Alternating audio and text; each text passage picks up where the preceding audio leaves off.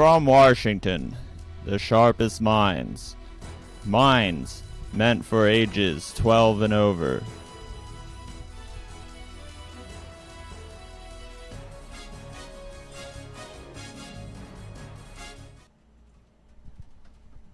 Thank you for joining us today on the MikeLaughlin group. It has started, so we can take that down. Joining me today, Cartwright Griggs. How you doing, MikeLaughlin? Omega Dabale. What's up, Mike?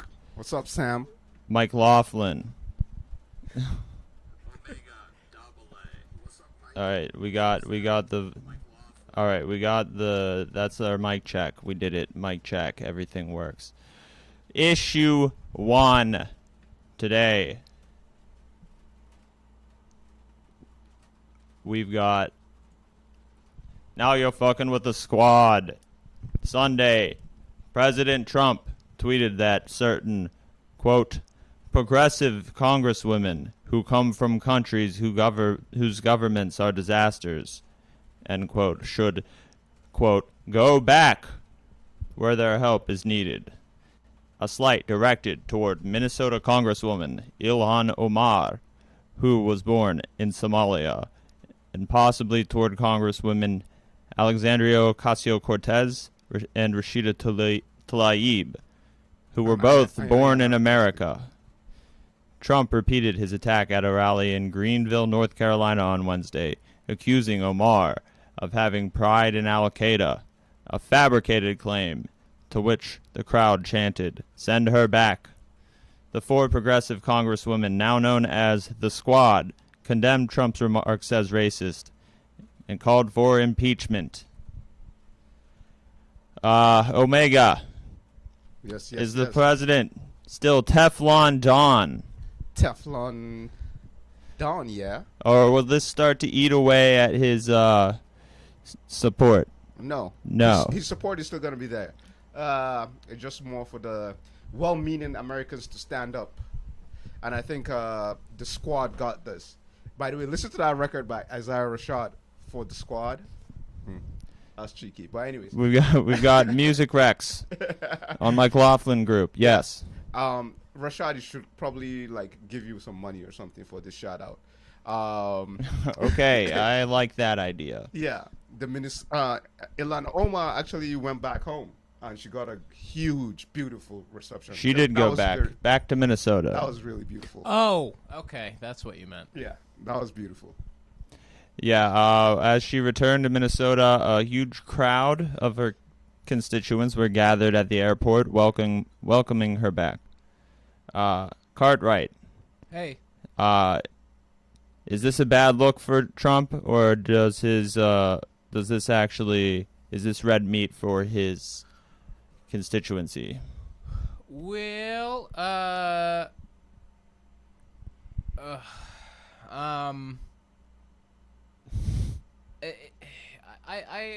you know me, I'm a straight talker.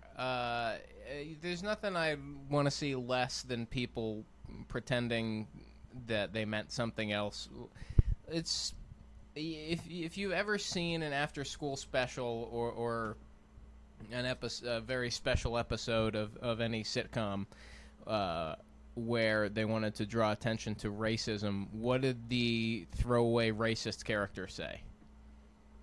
100% of the time, go back where you came from. Oh. Yes. I mean, it's. I had to become a Luddite for the week because I knew all the Democrats were gonna try to add subtext that wasn't even there, and all the Republicans were gonna pretend that what the president said was just a bunch of gibberish and it didn't add up. It's like, what those words don't mean anything. In fact, I don't even know what language that was. Yeah, the Fox News take this week was, that's racist? I guess everything's racist. Yeah. But that has always been their take, though, on the issue of racism. When you talk about racism, especially on Fox, that's like a taboo talk for them. Yeah. That's not even now talking about the populace in general who generally watch Fox. Oh, I'm racist because I use slurs every day. I'm racist because I can't use the N word really hard. Like my love for Really the use, hard. Yeah, like the use for that word is like Just like Really hard R. like hitting a corner like the Batmobile, leaning into it. That's the Fox News take. But it's and again, why would you why would you wish socialism on Somalia? Like, just keep it contained in Minnesota. Okay, good point. Good point. Did Trump do enough to interrupt or stop the chance of send her back, or was he actually enjoying this? Well, his background is WrestleMania, right? He hosted 2 out of the first handful of WrestleManias, and he's obviously taken enraptured when a good chant from the crowd comes up, and that's pretty much what got his campaign, what got its legs under it in the first place back in 2015. Mm-hmm. So what do you expect? Did you expect him to try to go against the grain with a chant that got off the ground, no matter what the content of it was? He definitely does know how to work a crowd, and we saw in his campaigning that he does take some things from his time in wrestling when it comes to working a crowd. And you're saying that this allow the chant to happen. You don't want to interrupt what the crowd's doing. No, he doesn't. As a wrestler, because it's not a negative chant in terms of the context. It was a chant in favor of his message. Yeah. So it's just like how regular, politicians will normally, like when they go to their political rallies, they will obviously expect some sort of response from the crowd for specific, policies they're perpetuating or they're talking about, or I don't know. People, there's just natural reaction, like how I felt that it was beautiful that the Minnesota Congresswoman Ilhan Omar was received when she went home. Was because people felt the same way as she did. So, and that was like real and it's natural. But for him, everything has to be an act. Because he knows reality, like people don't actual people that would like, normal emotional. Yeah, everyday Americans is what they call that. Well, the argument will be the ones that are at his rally are the real Americans. So, yeah. So that's what I was not trying to say, but generally it's like I think his views are so off the mark that at a rally such as his, what he was what Sam was referencing. Cartwright goods. I don't know. Yeah, Bullet and Barrel is gonna sue me. You're thinking of Uncle Sam. Yeah, I think it's Sam that I'm thinking about. Anyhow, I think he's just putting on a show. So, like, for him, he feeds up that type of thing. But for a regular person that would do a rally like that, it's like, okay, we're trying to get to the bottom of something real. Hey, there's nothing more American than going to a campaign event 2 to 3 years prior to the election that they're campaigning for. I mean, that's just USA 101. Those people are going to vote for him. Yeah. So I guess what we're saying is that his job is to work a crowd, and if he's getting a positive response, he's doing his job. He's been acting as the warm-up act for the entire Republican platform for the past few years. That's his. I mean, he gets the crowds up and then just supports whatever the Republican platform is, and it's worked out pretty well for them so far. Well, he's totally usurped the Republican Party right now. You even have, but he doesn't have an agenda. It's just their agenda that he's putting his own stamp on. He's putting some stank on. Yeah, so they're using him. He's a tool for their policies, obviously, which they're always happy for. I mean, You know, Right. That's why you're never going to hear a crossword from more than one or two token Republicans when these things happen. yeah, and also that did not even happen this week at all. They were all on one page with the president, which we've always I known. think there was one that Jason, Republican. that Amash. Amash, he already switched parties like 2 weeks ago. So, exactly. Yeah. so he's no more of him. There were like 2 or 3 congressional Republicans who spoke out against the president's words, but not strongly. They're probably because Not they're gonna be strongly. primaried as hell by their "Don't tread on me" brothers Yeah, and sisters. that is a good point. They could be very primaried. Yeah. Is Trump shooting himself in the foot here by drawing attention to already some of the most popular young politicians in the government? Is he shooting himself in the foot by putting Omar in the spotlight to give her more notoriety? No, I Cartwright? don't think. I don't think Congresswoman Omar is going to steal any of Trump's supporters away. Well, sure, but by calling her out in this news cycle, more people could be drawn toward her as supporters, where she would be more popular than if he had just not said anything. Well, if you're just talking about who's going to be the flavor of the month, I don't know how that's going to have an impact in the long term. Well, she raised a lot of money this week off Sure. of the attacks. Which usually happens with the younger generation of Congress people, especially this new class. Also, they don't have to go to campaign donors for their money, and I think AOC even made that point recently. Like, she does not like how they're looking down at her because she has like a way to talk her. Well, she hasn't called. She said she hasn't called Yeah. for donations yet this year. Right. Though the she has the most Mhm. campaign funds of any person running for Congress. I Or don't even know in why Congress. you would want to draw attention to something so conspicuous.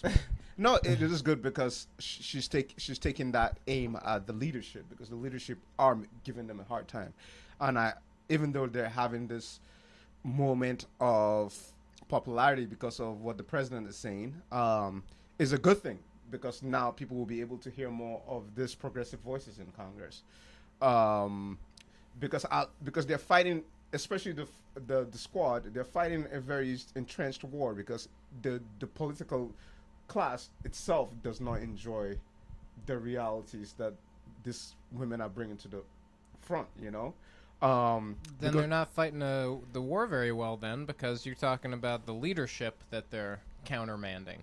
Yeah, which is a good thing, because the public needs to be able to see those intricacies play out to an extent.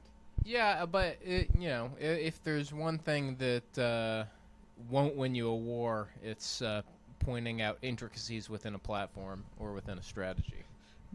Is that true?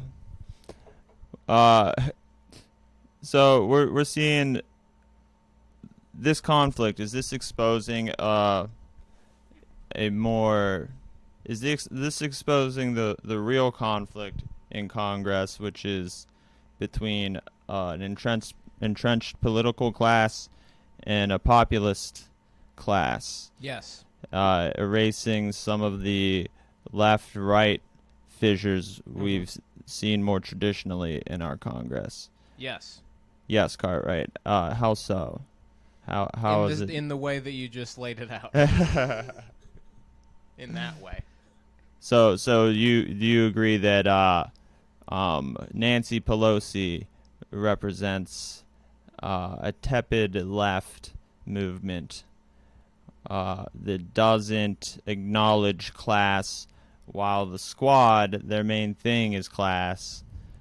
And I mean, the Democrats are like those underwater decorator crabs who just take seashells and bits of seaweed and flowers and put them on top of their shell to draw attention to themselves while remaining the same crab underneath.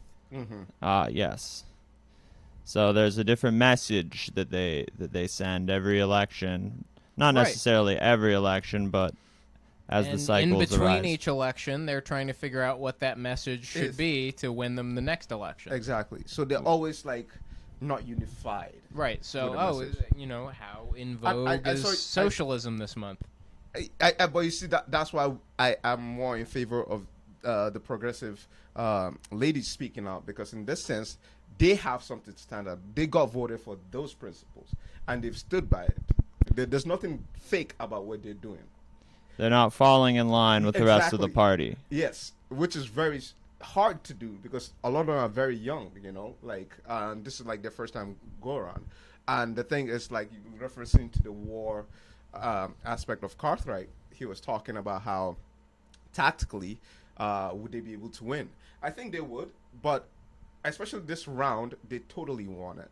And also it shows the level of disconnect with the leadership, because the leadership does not even have a specific point of view to an extent, or a principled take, because let's not forget they were condemning these people like about a month or so ago. People within their own party. Yes, meanwhile Chelsea crying. Clinton talking about Omar using anti-Semitic tropes. Exactly. They even went to APAC and they were talking nonsense, and that always. So they're even using the tactics that the Republicans would normally use against a Democrat, and then the same people will be complaining about party unity.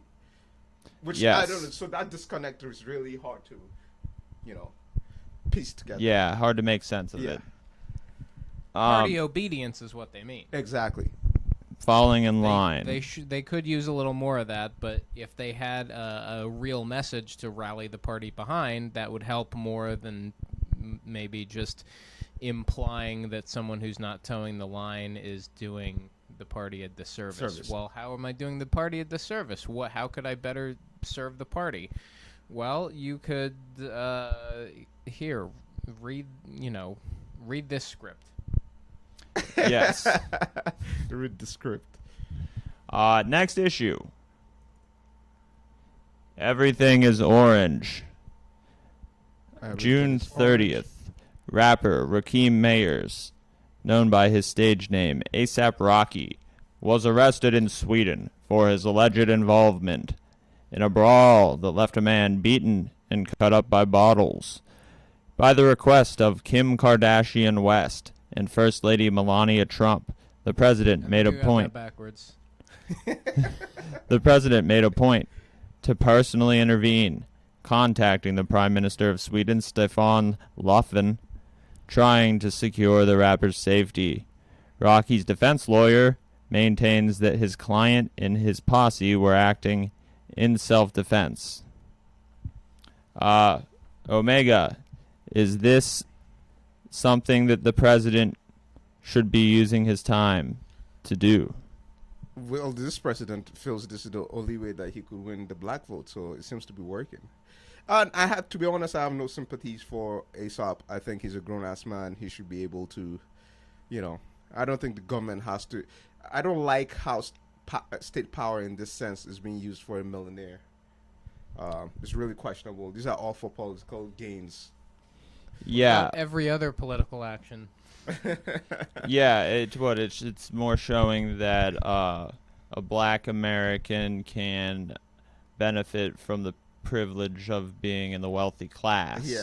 Yeah. And he has. I mean, if you bust enough heads overseas, you're going to be more highly regarded among patriots. And I'm pretty. It's what Americans do. We go to other countries and we ruin them. But let's not forget the other patriots that fought, I mean- all the other black patriots that fought and bled and died for this country that still today had not been recognized. I mean, Yes. It's just only of recent history that we even started seeing movies about people that helped in the military and still did not get some sort of help. The Tuskegee Airmen. Yeah. Right, Airman- starring Denzel Washington, Academy Award winner, therefore refuting your point, but let's continue. No, I'm just saying it's only of recent memory to that extent, right? So, like, I don't know. I don't take too much weight in that sense. But, like I said, someone like Aesop is just a millionaire that is just...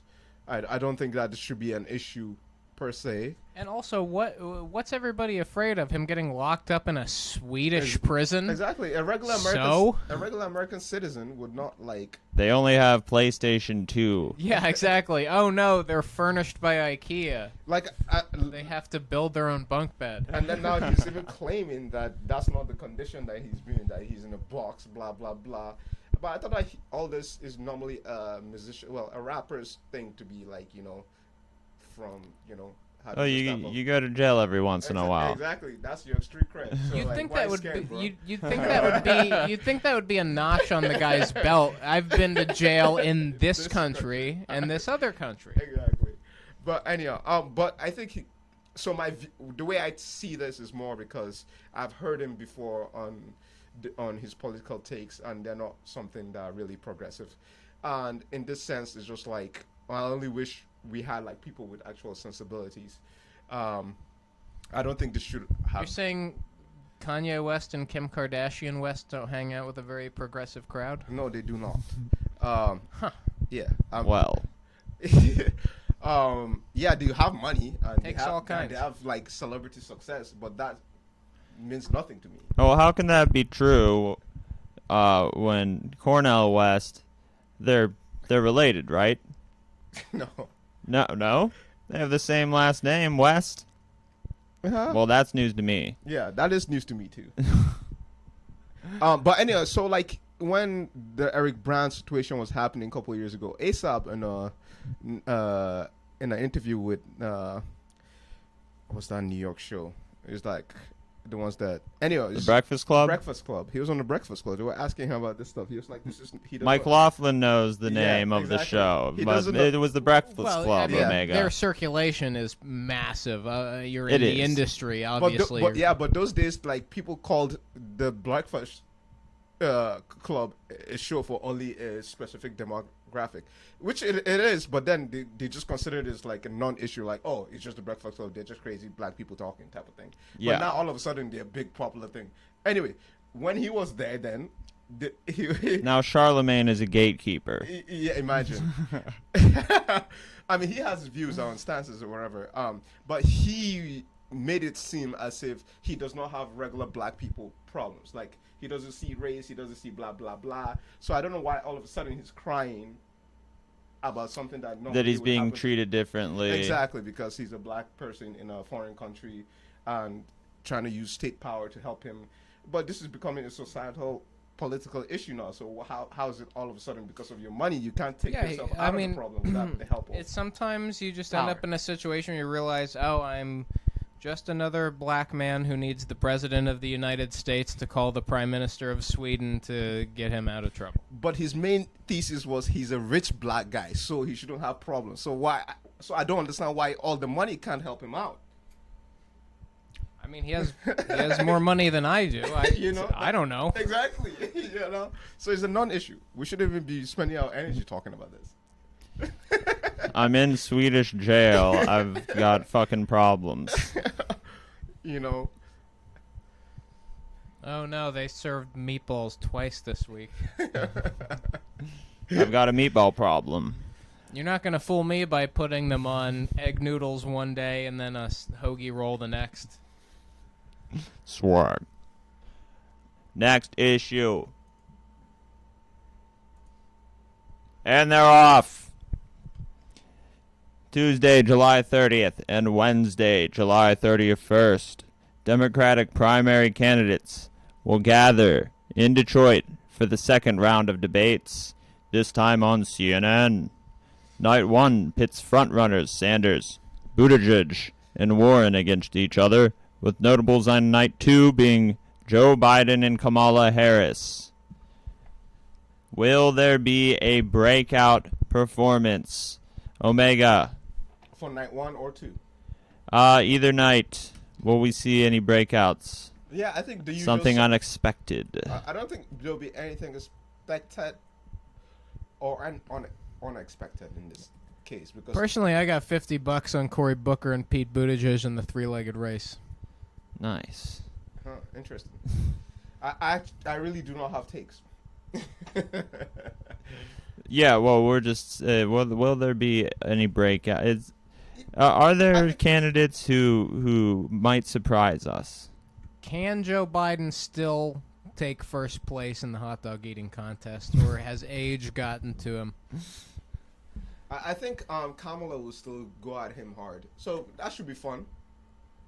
Yeah. So the Biden Harris But interesting too, rivalry, we can see that again. Elizabeth and Sanders, that should be interesting also. I mean, we'll she's see if they can differentiate I mean, themselves. she obviously, Kamala Harris proved herself to be an ace prosecutor in the last debate. She might actually have someone locked up by the end of the weekend this go round. If we see things continue the way they have, for sure. Okay, so let's talk about night one first. The lineup: Marianne Williamson, Tim Ryan, Amy Klobuchar, Buttigieg, Sanders, Warren, Beto, John Hickenlooper, John Delaney, and Steve Bullock. I think it's All the Johns in one block. This is an oversight. and it's noticeable the absence of one candidate, 92-year-old former senator from Alaska, Mike Gravel. The Democratic Party, the DNC, said that to qualify for the debate stage, you had to have 65,000 contributors and $200,000 in something like that in donations. Sounds democratic to me. The Mike Gravel campaign fulfilled those requirements, but was not given a spot on the stage. There's just the entertainment industry, right? Oh, he's too old. He's a crusty old white guy, and it doesn't fit the brand that we're going for this go round with the roster. Which is funny because their favorite candidate is Joe Biden. Well, it depends who you ask. The DNC's people favorite who candidate. have been Democrats for the last 45 to 95 years, yes. Whereas Mike Gravel, whose stated purpose is to push the party to the left. Well, if the DNC is behind a more moderate candidate like they usually are, they don't want Mike Gravel to mess that up for them, do they? Luckily, we have Marianne there, at least in the first night, and we do have Bernie and Elizabeth. So you have basically the people that would push those messages. Most especially Marianne would do what Mike Gravel would have done if he was there. But I think it's more... Is he into crystals? Yeah. He's not into crystals. Yeah. But Steve Bullock. Yeah. Who the fuck is Steve Bullock? That's what How is we not have Gravel in that guy's place? Is he that guy has Bullock? enough money? That would be sick if he was. It would be sick. Steve I Bullock, don't think she would want to marry him. Steve Bullock will be making scale for this appearance. Do you guys know anything about Steve Bullock? No, sir. I have not a single. Send us some fact. Oppo research, bullet and barrel. Yeah. And not a single idea about the man. I don't know if Steve Bullock's opposed to the mission statement of Bullet and Barrel. I don't even know what his NRA letter grade is. What if he shoots guns to blow steam off, you know? Well, then, hey, maybe he's gonna come from behind and inspire people with his much more bedrock, based on life experience values. When I look at night one, I see the biggest potential for conflict will be between Sanders and Warren together. Probably talking about healthcare with John Delaney. John Delaney's the big detractor of Medicare for All.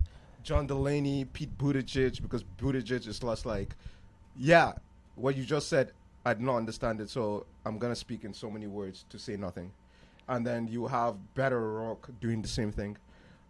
Big money donors. Yeah, and then it would be far easier for those type of alliances to form on the stage. But I think somebody as strong as Elizabeth is, she's going to be able to, make those takes, which is good because now it will soothe people that are like, oh, Bernie is just a crazy old man.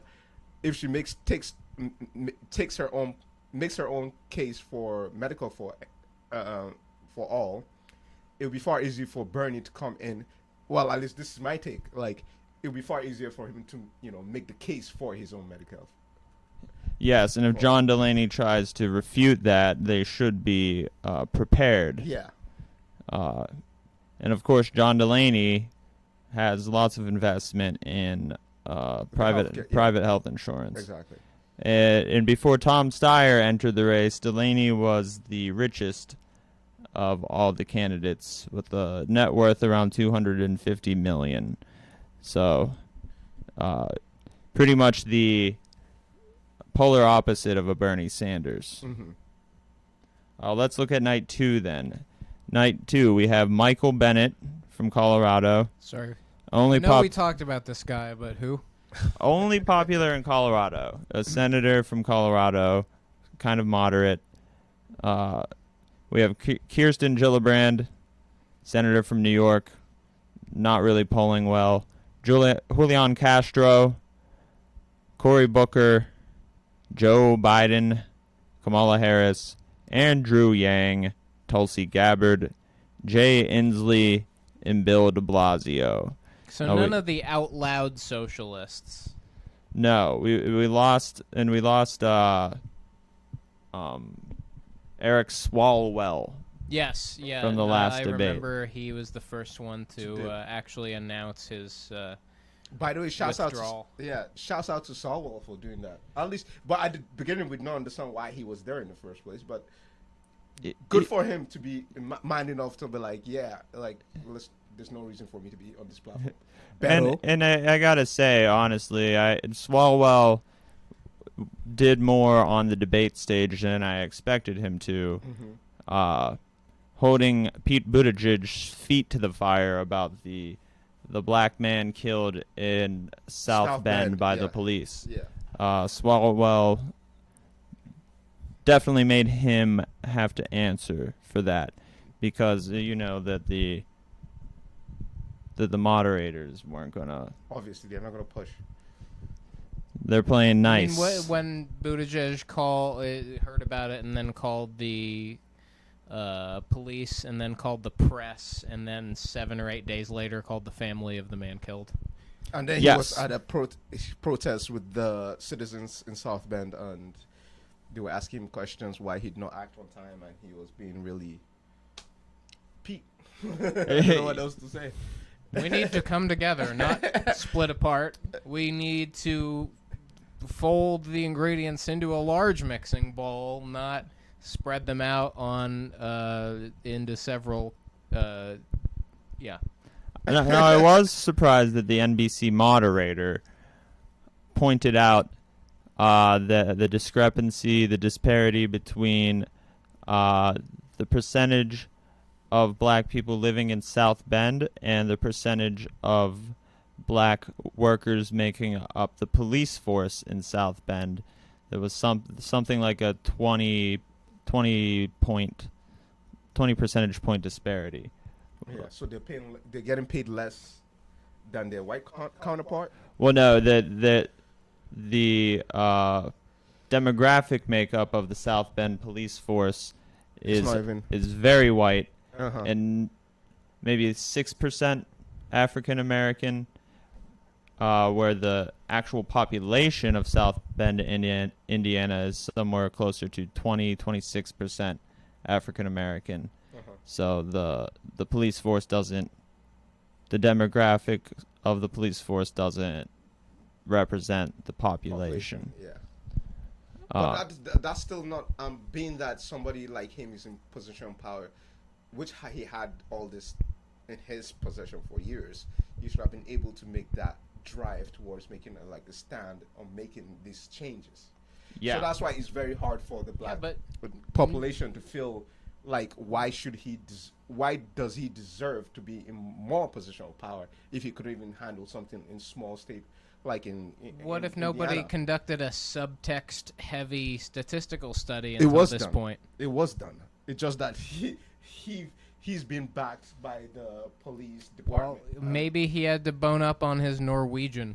Yeah, and some other languages that don't matter. I mean, This there's only so many hours in the day. real You can only say so many words. real leadership, I guess. So let's get back to talking about night 2 then. Breakout performances, possible breakout performances. Last debate, some people said that Bill de Blasio had a breakout performance. I haven't heard one person who said that. I did. I have. Who said that? I don't know. A friend said it in passing. But I heard the Young Turks say it. And I've watched the debate, well, rewatched it because I couldn't see live. I was at work, just like any hard-working American would be doing that day, because we do not have time in the day. But anyway, We have to set our TiVos. Yeah. So what do you call it? He had some strong takes on the stage, but just like the issue with him is Did like the we question know how, of big gulps come up? gulps. What's gulps? It's the Big gulp. 46-ounce soft drink that you can get at the Oh. 7-Eleven. Not allowed to buy it in New York. Oh, okay. But the same, that is a good thing, right? I mean, It's a good thing if you want your local government to act as a surrogate parent to you. Yeah, if you aren't going to take accountability for that's the calories you intake and that's a how lot of you sugar. do it. That's a lot of sugar. And that's Right. not- So and who that's not- doesn't know that? Well, you're trying to defend the premise that it should be a good thing for them to have gulps. I'm not doing that. I'm saying it's a waste of government resources to devote studies and legislature and time paid to employees of the public to dwell on how much soda pop people are drinking. Because it's a health issue. Which Well, is yes, of course. It's a health issue, but, Yes. you know, why don't they So's ban gingivitis. cigarettes? Are they going to go knocking on everybody's door every morning with a toothbrush and say, let us in? Which way to your nearest tap? Or Points well taken. You Points ban well taken. cigarettes. You can still smoke cigarettes, but yeah. you can't drink a big gulp. Yeah. Fair point. Hey, thanks for taking a shot at me for smoking cigarettes. Well, hey, that's you were projecting that on yourself. So, we expect to see Kamala and Biden lock up. We'll probably see Cory Booker go in there and take some shots. Booker, while not the most popular of the candidates, he knows how to play a political game, and he will be going at the candidates who have the most support because he knows that he needs to siphon some of that support. If he can have another very flattering documentary about his campaign produced in time for the primaries, that might help. Very good idea. Playing basketball with some executives at Merck, that would be dope. I mean, and we hear that he's together with Rosario Dawson, but when do we actually get to see Rosario? We can watch her movies. What was the last movie she was in? I forget. Jay and Silent Bob 2. or something like She's that. been on all those Marvel Netflix shows, too, Oh, okay. Oh, okay. as the night nurse. She's night nursing who? Let that sink in. So, night 2. Kamala will have a strong night, I think, because you know her. She's out for blood right now because she's gonna her research is gonna be like, yo, you really killed it in the first debate going at Joe. So right now, expand your territory. So maybe who are the names apart from Kamala and Joe that are really like maybe Corey? So she might have to fend off some Corey, but hopefully she'll be able to call out Corey. Castro. Well, probably this whole lineup is going to be going at Joe Biden. Yeah, They smell blood. blood. They see that he's losing some of his support. His fundraising is not that good. He's only like 6th place in fundraising. These are all expected things that we all expected. But go ahead. Well, yeah, I think we're going to be seeing just that whole stage taking shots at Joe Biden. Yeah. There's only so much support available they're gonna be trying to take Joe down. Shouts out to Bernie, man. I love the way he made the party feel this way. So now, imagine a couple of years ago, you wouldn't think that all those people on that second stage would think about even uttering those words against Joe Biden. Very true. You know, like it is remarkable how far Bernie has shifted the Overton window in the Democratic Party. Yes. And I've heard people say that if Bernie doesn't become president, he'll still always be remembered in the history books for changing the course of the Democratic Party. He's a legend, the true GOAT. Who said that? People who are on their way to working on some books related to history and want to get those pre-orders out? He already wrote like 2 books already, so I think he's already like immortalized in that sense. It's people who don't want to make Bernie supporters mad, but don't want to support Bernie either. Oh, That's okay. who's saying that. Oh, okay. Still, I'll take it. He's still gonna be remembered. Oh, I believe healthcare is a human right, but I'm gonna use this paper not to patch up people's wounds, but to make into a book. Very good. Very good. Okay. Next issue. We're getting down to the end here. The nitty and the gritty. The sick burn of the week. We got week number 2 for the sick burn of the week. And this week, it goes to Alexandria Ocasio-Cortez. She wrote in response to President Trump, "I find it strange when members of Congress act as though social media isn't important. They set millions of dollars on fire to run TV ads so people can see their message.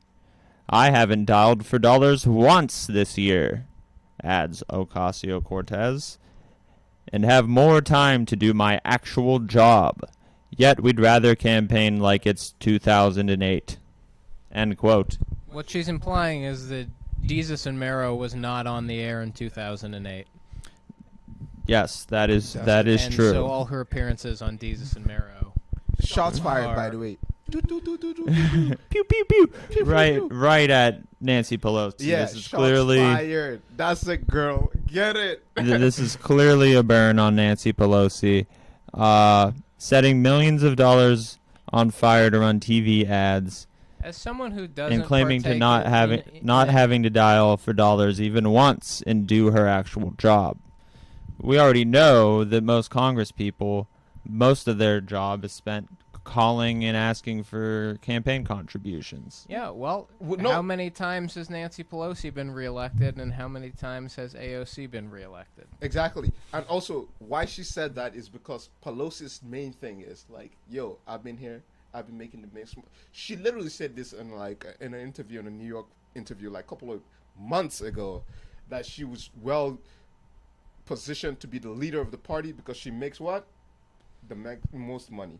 Yeah, she's very good at the old system of calling and securing donations. We're not talking about years, right? Just a few months ago, she said this. So this is her, like, one of her greatest achievements. Like, dude, it's not. You're supposed to be doing other things that when should the be real. when the Like, rubber meets the road, who can get the word out about their campaign? And Who has resources? And for about 3 or 4 years here, we've seen enough evidence of new types of fundraising being successful.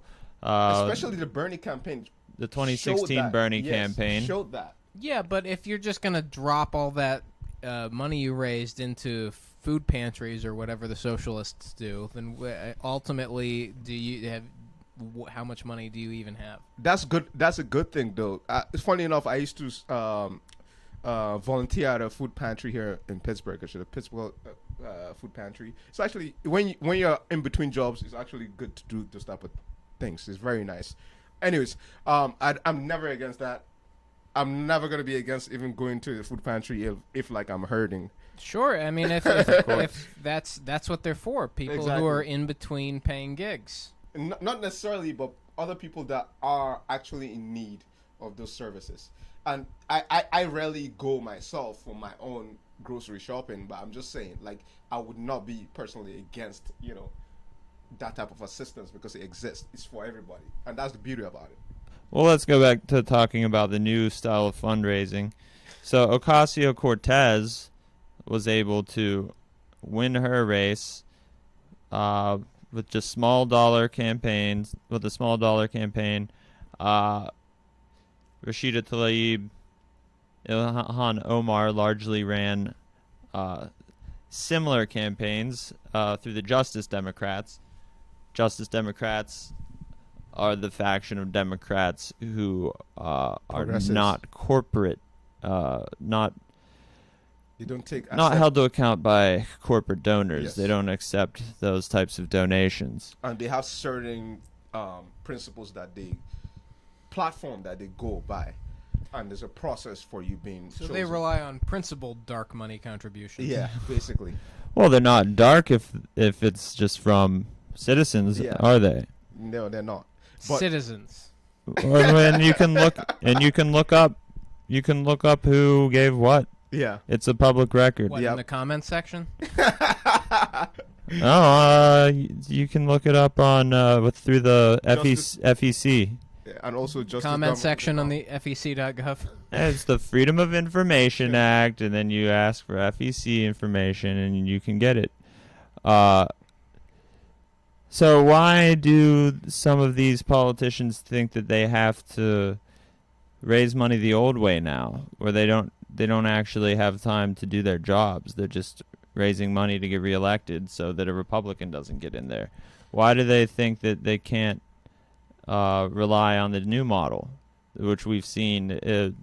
Alexandria Ocasio-Cortez, like we said earlier in the episode, have more money in their campaign coffers than any other person running for re-election in the House. Well, They have more time to until do they get a couple stuff. re-elections under their belt, then it's an unproven commodity. I mean, I'm sure there's a reason, MikeLaughlin, that you've been running your program in the same format and indeed the same studio for the past 38 years. Yeah, for 38 years. It's a proven commodity. Well, the new model too always works. I mean, I think you can mix and match, obviously, but again, it's just going back to the thesis of the fish rots from the head. You know, like Yeah. if the leadership believes like the old model still makes sense, like we're not going to change that unless we actually have principled, like, you know, elected public servants that would step up to the plate and actually make those decisions. And there would Now, need to be a progressive Yeah. speaker.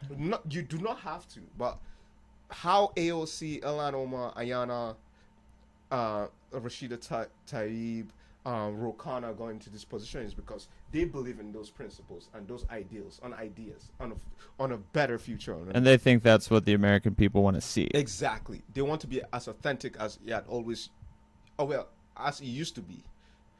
And out of the crop of modern contemporary politics, they're the ones that actually speak to the pains and gains of the general populace.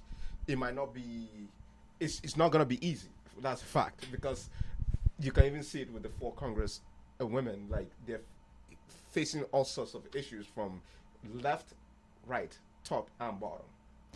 True. You know, so it's just more about you. Are you willing to take that and willing to take that message forward? And I think it's really good and really inspiring to see them that way, like with all that is going on, and still doing the right thing and still doing the right thing. Trying to move the party forward. Yeah. And not being satisfied with the status quo. Exactly. Speaking out against the old style of fundraising within the party, I'm sure Ocasio-Cortez thinks she's doing her party a favor. And by my estimation, I would say she is doing her party a favor.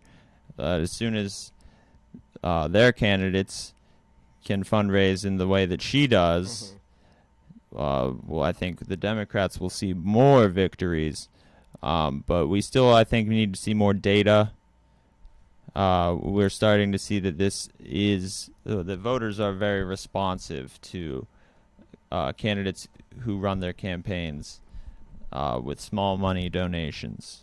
Let's not forget, both left and right, they believe that money in politics is one of the biggest issues in the country. So, like, this is just another way of bypassing that, and it's been proven by 4 really progressive people that it is possible. So The voters will respond. and the voters have responded, so which is good. Like, and you can see when Elon goes home, people are out there. It's not like people that actually gave like $20 or $10, $15. They're not just tweeting in Exactly. support of her. They're out there. Like, AOC will go back home. The same thing. Rokana will go back home. People will be out there, you know. So it's real. But also by undermining the system of that encourages the wealthier people in business circles to appoint their own political agents. If we instead go to this more populist method, aren't we sort of punishing success? In an extremely roundabout way, yes. I do not think that we're punishing any success. Some of those success. So suddenly Hold- I hold on. can't choose the congresswoman for my district, Yes, you can't. even though I'm a major publisher. No, yes, you can't. And also, it's because. So what's the point in having a job then? If you, what's there to aspire to if you can't appoint your own political agents? What? I don't think that's part of the deal. Society. It's called representative democracy. It's I want to be represented. If you want to be represented, you can pick from the field of people that still. Wait, hold on. You Because can that's pick a from the model- people who still want to uphold your privilege. Exactly, but exactly, there is gonna be that kind of like we have Hickle Looper, we have. Sandra Bullock. Sandra Bullock. Husband. Sorry, this is a rumor. This is a rumor. We don't do rumors on the MikeLaughlin group. No, but that would I'm explain voting for why Sandra he's Bullock's in husband. this. That would explain why he's still on the ballot. Michael Bennett, you know. Mr. Congeniality, Really? Steve Bullock. Well, I think that'll be it for today for the MikeLaughlin group. Thanks for joining us on YouTube. Because no, we're going to do this on the Twitch today. But and until next week, we bid you bye bye. Bye bye.